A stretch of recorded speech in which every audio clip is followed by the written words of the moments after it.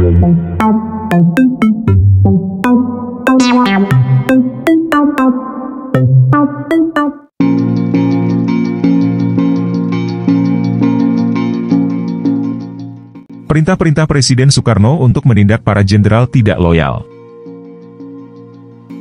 Ketika merayakan ulang tahunnya, 6 Juni 1965, di Istana Tampak Siring Bali, isu mengenai adanya kelompok jenderal yang tidak loyal menjadi bahan pembicaraan. Bagaimana menghadapi kemungkinan makar dari para jenderal itu, Soekarno secara langsung memberikan petunjuk kepada beberapa orang di antara yang hadir. Waktu itu, hadir antara lain 3 Waperdam, yakni Dr. Subandrio, Hairul Saleh dan Dr. Johannes Leimena serta Menteri Gubernur Bank Sentral, Jusuf Muda Dalam. Selain mereka, hadir 3 pejabat teras yang berkedudukan di Denpasar, yakni Pangdam Udayana Brigjen Syafriuddin, Gubernur Bali Suteja, dan Panglima Daerah Kepolisian. Beberapa perwira keamanan dan ajudan juga hadir, yakni Komandan Cakrabirawa Brigjen Sabur, Komisaris Besar Polisi Sumirat, Ajun Komisaris Besar Polisi Mangil, dan Ajudan Kolonel Bambang Wijanarko yang adalah perwira Korps Komando. Setelah membentangkan laporan-laporan yang telah diterimanya sejauh itu, tentang adanya kelompok jenderal tidak loyal pada dirinya, yang dikelompokkan sebagai Dewan Jenderal, Soekarno lalu menugaskan kepada Brigjen Syafriuddin, untuk menyelidiki lebih lanjut siapa-siapa saja jenderal tidak loyal itu serta jaringan kerjanya. Pada waktu itu juga, Presiden Soekarno sudah mencetuskan keinginannya untuk melakukan perubahan di lapisan pimpinan Angkatan Darat. Dengan gusar Soekarno mempertanyakan apa maksud para jenderal Angkatan Darat, yang sekitar sebulan sebelumnya menyelenggarakan seminar Angkatan Darat di Bandung, yang menyimpulkan adanya bahaya dari utara, dan menetapkan sejumlah doktrin menghadapi bahaya tersebut. Soekarno menafsirkan, bahwa kesimpulan dan doktrin para jenderal itu tak lain bertujuan mematahkan poros Jakarta-Peking yang telah dilontarkannya. Menurut Nasution, Presiden Soekarno sering marah-marah bila menyebut nama jenderal-jenderal yang terkait dengan isu Dewan Jenderal atau jenderal-jenderal yang tidak loyal. Kerap terlontar istilah jenderal brengsek dari Soekarno. Dan Soekarno lalu kerap kali memanggil dan menerima sejumlah jenderal lain yang dianggapnya loyal, sebagai imbangan terhadap para jenderal yang dianggapnya tidak loyal itu. Suatu ketika Letnan Jenderal Ahmad Yani mengantarkan Suwondo Parman dan Sutoyo Siswomiharjo menghadap Presiden Soekarno, dan keduanya dimarahi habis-habisan oleh Soekarno. Soekarno mengatakan, para jenderal perlu memahami bukan hanya taktik-taktik perang saja, tapi juga harus memahami strategi, termasuk strategi dunia. Soekarno mengecam pikiran adanya musuh dari utara bagi Asia Tenggara. Itu strategi Nekolim, ujarnya. Jangan terperangkap. Para jenderal harus mendukung strategi Soekarno, poros Jakarta-Peking. Brigjen Syafriuddin tidak memerlukan waktu yang lama untuk melapor kembali. Ia terlihat beberapa kali datang menghadap Soekarno di Istana Merdeka, dan memastikan kepada Soekarno kebenaran adanya jenderal yang tidak loyal. Syafriuddin menggambarkan adanya dualisme di Angkatan Darat, sehingga membingungkan pelaksana di tingkat bawah, dan ada yang lalu ikut-ikutan tidak loyal kepada Panglima tertinggi. Ia mengkonfirmasikan beberapa nama yang dulu sudah disinggung Soekarno di Tampak Siring, yaitu Suwondo Parman, R. Suprapto, Mas Tirtodarmo Haryono, dan Sutoyo Siswomiharjo, sebagai positif tidak loyal kepada Presiden Soekarno. Soekarno sekali lagi menyatakan, akan mengadakan perubahan di lapisan pimpinan Angkatan Darat, bahkan kali ini menyebutkan nama calon Menteri Panglima Angkatan Darat yang akan menggantikan Ahmad Yani, yakni Maijen Mursid. Pada kesempatan lain, 29 September 1965, Soekarno bahkan sudah mengatakan langsung kepada Mursid, rencana pengangkatannya sebagai pengganti Yani, dan menanyakan apakah Mursid bersedia menjalankan tugas tersebut. Mursid tanpa pikir panjang langsung menyatakan kesediaannya.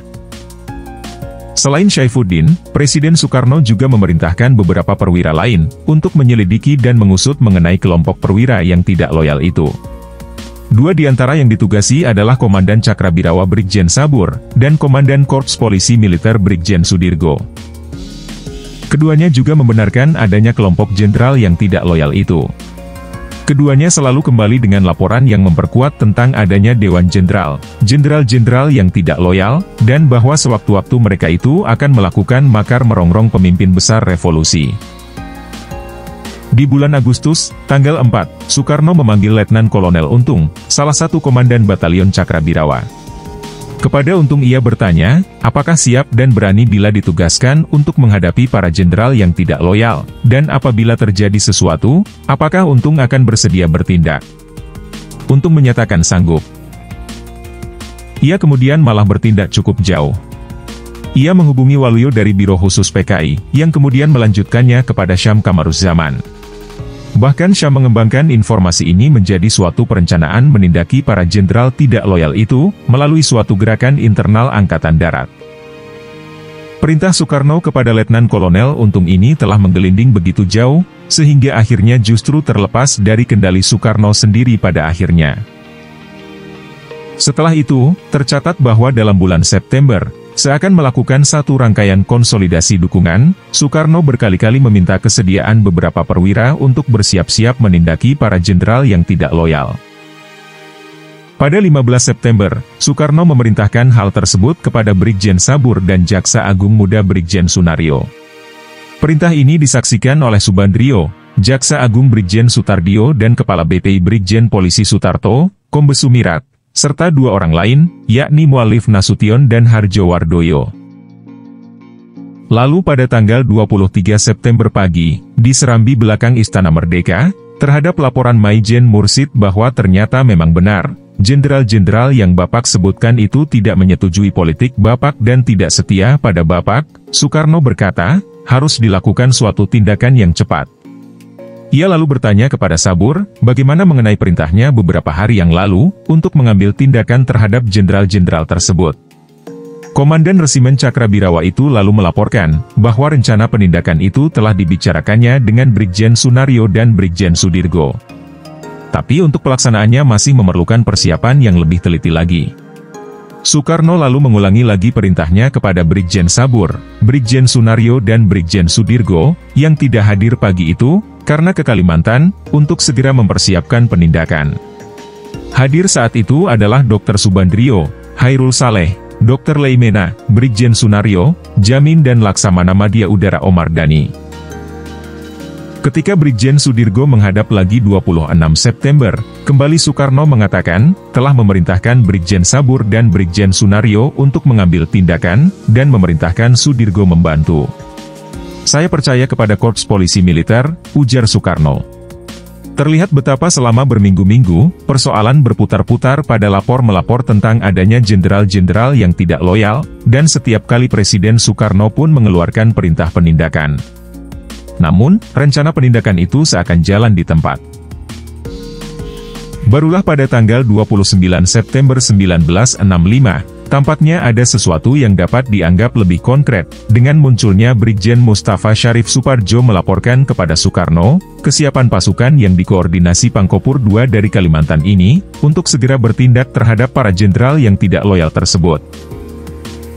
Menurut berita acara pemeriksaan Teperpu Kolonel Kakao Bambang Setiono Wijanarko, menerangkan bahwa dalam pertemuan pukul 11 pagi itu, selain Brigjen Supardjo hadir pula Panglima Angkatan Udara Laksamana Madya Omar Dhani, yang menyatakan kesediaannya membantu.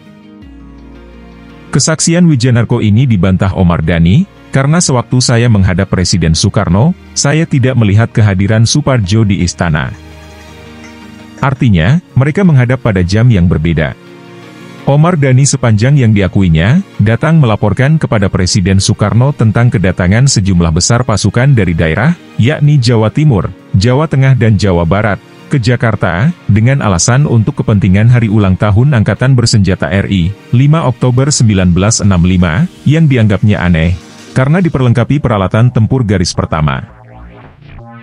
Selain itu, ia justru telah menugaskan Letnan Kolonel Heru Atmojo yang menghadap di kediamannya pada pukul 16, Kamis 30 September 1965, untuk menemui Brigjen Supardjo, dan meminta keterangan rencana dan tujuan sebenarnya dari gerakan yang akan dilakukan Supardjo di ibu kota negara, seperti yang dilaporkan oleh Asisten Direktur Intelijen AU itu.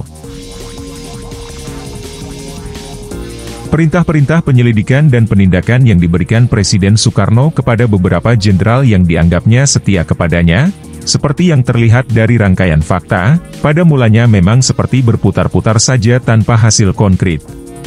Pulang pergi, jenderal-jenderal seperti Brigjen Syafiuddin, Maijen Mursid, lalu Brigjen Sabur, Brigjen Soenario hingga Brigjen Sudirgo, hanyalah melakukan serangkaian panjang akrobat lapor-melapor, yang intinya hanyalah konfirmasi bahwa memang benar ada sejumlah jenderal yang tidak loyal, yang merencanakan semacam tindakan makar terhadap Soekarno. Ketika Soekarno menanyakan kesediaan mereka untuk menghadapi para jenderal tidak loyal itu, mereka selalu menyatakan kesediaannya. Begitu pula sewaktu Soekarno memberikan penugasan, mereka selalu menyatakan kesiapan, namun persiapannya sendiri tampaknya jalan di tempat. Brigjen Sabur misalnya menyatakan, persiapannya perlu waktu dan harus dilakukan dengan teliti.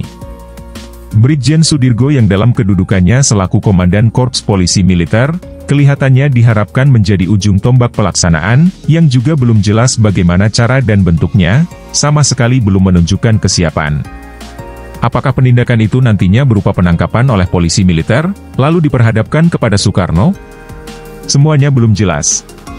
Akan tetapi dalam pada itu, melalui Brigjen Sabur, dana dan fasilitas berupa kendaraan baru dan sebagainya, telah mengalir kepada Brigjen Sudirgo. Hanya urusan uang dan fasilitas itu yang merupakan kegiatan yang jelas saat itu. Ada kesan, perintah menindak yang berulang-ulang disampaikan Soekarno di tahun 1965 itu, memang tidak ditindaklanjuti, atau bahkan mungkin memang tidak untuk betul-betul dilaksanakan. Jadinya, perintah untuk bertindak kepada 3 brigadir jenderal itu berfungsi seakan-akan sekedar bluffing, yang diharapkan sampai ke telinga para jenderal lain. Kalau suatu tindakan, melalui trio Sabur Sunario Sudirgo memang betul dimaksudkan untuk dilaksanakan, perintah untuk itu semestinya disampaikan tidak di hadapan halayak yang cukup banyak, untuk ukuran keamanan suatu perintah rahasia. Soekarno pasti tahu itu. Namun sementara itu, perintah serupa yang disampaikan Soekarno kepada Letnan Kolonel Untung Syamsuri, 4 Agustus 1965, yang diketahui oleh sedikit orang saja, justru menggelinding. Penyampaian Soekarno kepada Untung ini sedikit tenggelam oleh insiden pingsannya Soekarno pagi itu, tak begitu lama setelah pertemuan. Bahkan, fakta pingsannya Soekarno ini, di kemudian hari menimbulkan keraguan, apakah betul Untung hari itu memang bertemu dan mendapat perintah dari Soekarno.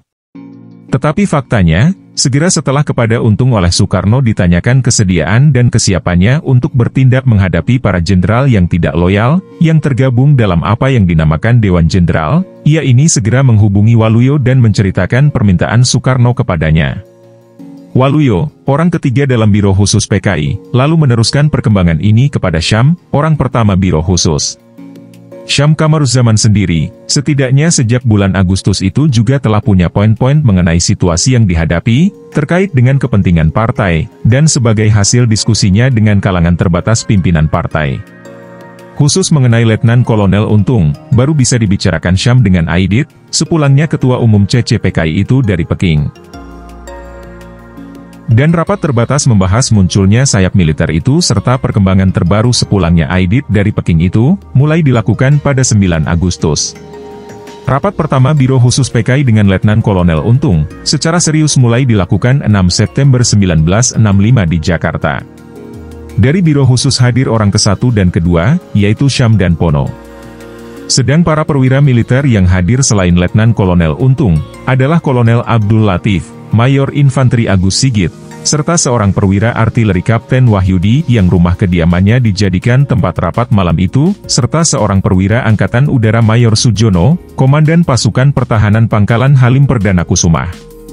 Mendapat uraian dari Syam Kamaruzzaman mengenai situasi terakhir negara, serta adanya sejumlah jenderal yang tergabung dalam Dewan Jenderal yang akan mengambil alih kekuasaan dari tangan Presiden Soekarno, para perwira menengah itu menyepakati suatu rencana gerakan penangkalan.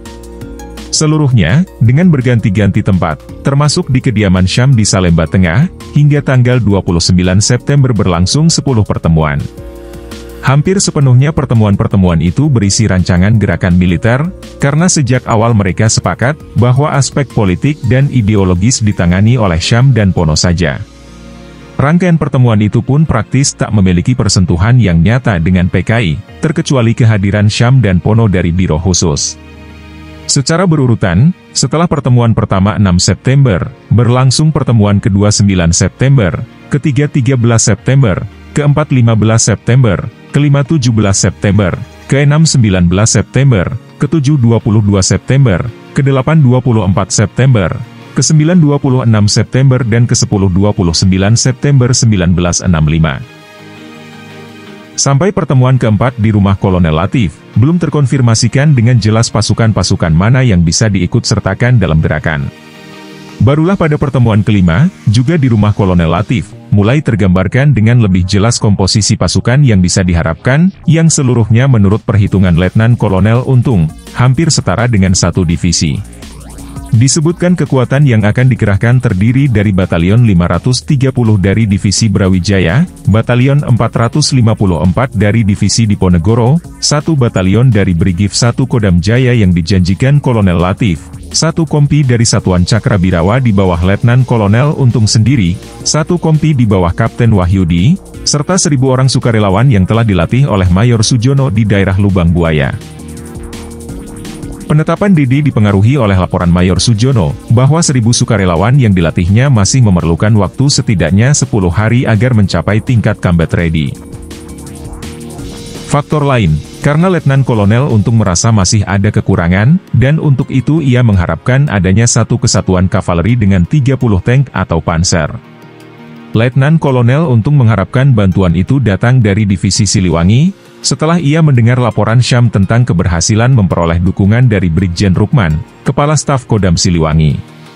Tanpa menyebutkan nama, pada pertemuan ke-6 di rumahnya, Syam menyebutkan adanya dukungan seorang jenderal terhadap gerakan ini.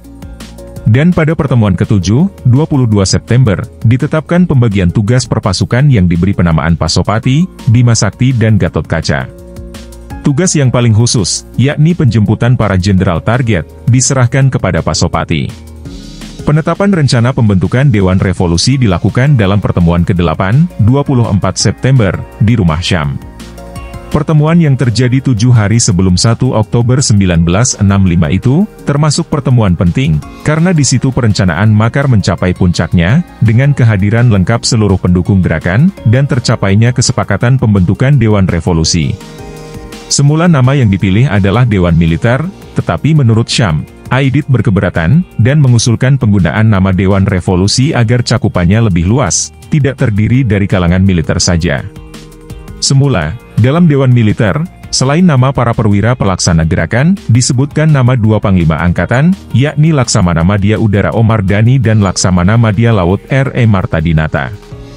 Itulah pertama kali nama Aidit dikaitkan dengan gerakan, meskipun hanya melalui ucapan Syam, tapi sejauh hingga saat itu, Aidit tak pernah hadir dalam pertemuan. Dalam pertemuan ke-9, 26 September, ditetapkan Gedung Penas, Pemetaan Nasional, dekat Halim Perdana Kusuma, sebagai Senko, Sentral Komando. Pada pertemuan ini ada desakan agar DD ditetapkan pada 29 September, tetapi Letnan Kolonel Untung memintanya ditunda menjadi 30 September, karena ia masih berharap mendapat dukungan kavaleri dengan tank dan panser dari Divisi Siliwangi. Dan ia telah mengajukan permintaan bantuan untuk itu, kepada seseorang yang sepanjang data yang ada belum pernah terungkap namanya. Menurut seorang jenderal purnawirawan yang pernah bertugas di bidang intelijen, orang yang dimaksud tak lain adalah Maijen Soeharto, yang kemudian memintanya dari Brigjen Rukman dari Siliwangi, yang oleh Syam dikatakan pernah menyanggupi memberi bantuan pasukan. Namun data ini masih harus ditelusuri lebih jauh kebenarannya. Permintaan Letnan Kolonel Untung akan dukungan kavaleri dari Siliwangi ini, tak pernah terpenuhi sampai terjadi peristiwa pada 1 Oktober dini hari. Namun merupakan suatu kebetulan yang menakjubkan, bahwa pada tanggal 1 Oktober 1965, satu pasukan kavaleri dengan 30 buah tank dan kendaraan lapis baja dari Siliwangi, persis sama dengan yang diinginkan Letnan Kolonel Untung betul-betul datang ke Jakarta, dan bergabung ke bawah komando Panglima Kostrat Mayor Jenderal Soeharto. Pertemuan terakhir, dilakukan tepat pada DD 30 September, di rumah Syam, di Salemba Tengah. Pada pertemuan ini, barulah dimunculkan Brigjen Suparjo, yang datang dari Pontianak sehari sebelumnya, atas permintaan Syam Kamaruzzaman. Pangkopur II ini menawarkan mendatangkan pasukan dari Kalimantan yang ada dalam komandonya, namun perwira lainnya menyatakan tak perlu, karena pasukan yang tersedia sudah mencukupi. Malam itu ditaklimatkan nama 8 jenderal yang akan dijemput, yakni Jenderal Abdul Haris Nasution, Letnan Jenderal Ahmad Yani, Maijen Suwondo Parman, Maijen R. Suprapto, Maijen Mas Tirto Darmo Haryono, Brigjen Danelt Izakus Panjaitan, Brigjen Sutoyo Siswomiharjo, dan Brigjen Ahmad Sukendero. Ada perubahan angka pasukan yang akan dikerahkan, dari 1 Kompi Cakrabirawa menjadi 1 batalion, dan 1 batalion dari Brigif 1 Kodam Jaya menjadi 3 batalion. Sehingga total pasukan yang akan dikerahkan menjadi sekitar 7.000 orang. Adalah menarik bahwa pada tengah malam, Aidit yang sebenarnya dijemput oleh perwira Cakrabirawa dari rumahnya untuk dibawa ke Halim Perdana Kusuma, pasca peristiwa, berdasarkan sebuah laporan intelijen, digambarkan ikut sejenak hadir dalam pertemuan itu. Aidit lalu dipertemukan dengan Maijen Pranoto di ruang lain di rumah pertemuan itu, sebelum akhirnya dibawa ke Halim Perdana Kusuma. Letnan Kolonel Untung di kemudian hari dalam pengakuannya, menyebutkan 2 tokoh tersebut sebagai 2 orang tak saya kenal. Kehadiran Aidit di rumah Syam malam itu, sedikit kurang jelas, karena setelah menghadiri acara di Senayan, di mana Soekarno berpidato, Aidit yang tidak menunggu acara sampai selesai, pulang ke rumah dan menerima seorang tamu, Ketua CGMI Hardoyo, sampai menjelang tengah malam. Sekitar jam 12 lewat, ia dijemput dari rumahnya di Pengangsaan Barat, oleh 2 perwira Cakrabirawa yang menggunakan 2 Land Rover Awari dan diminta ke Halim Perdana Kusuma. Mulanya, Soekarno menyempatkan diri ke kamar kecil. Di serambi, menawarkan Soekarno malam itu adalah mengenai pertentangan antara Pandawa tersebut. Apalagi, di kemudian hari, kalimat ini ditafsirkan terkait dengan surat yang diterimanya sebelum itu, yang berasal dari Untung, dan menjadi bagian dari analisa keterlibatan dirinya dalam perencanaan peristiwa yang beberapa jam lagi akan terjadi, setelah ia mengucapkan pidatonya malam itu, 30 September menuju 1 Oktober 1965. Bahkan Suhokjin, atau Arif Budiman, pernah memberi catatan, bahwa setahun sebelumnya, di depan para perwira perguruan tinggi hukum militer di Istana Bogor, Soekarno menerjemahkan ajaran Kresna, Karmane Evadi Karaste Mapale Sukadacana, sebagai kerjakan kewajibanmu tanpa menghitung-hitung akibatnya. Tetapi,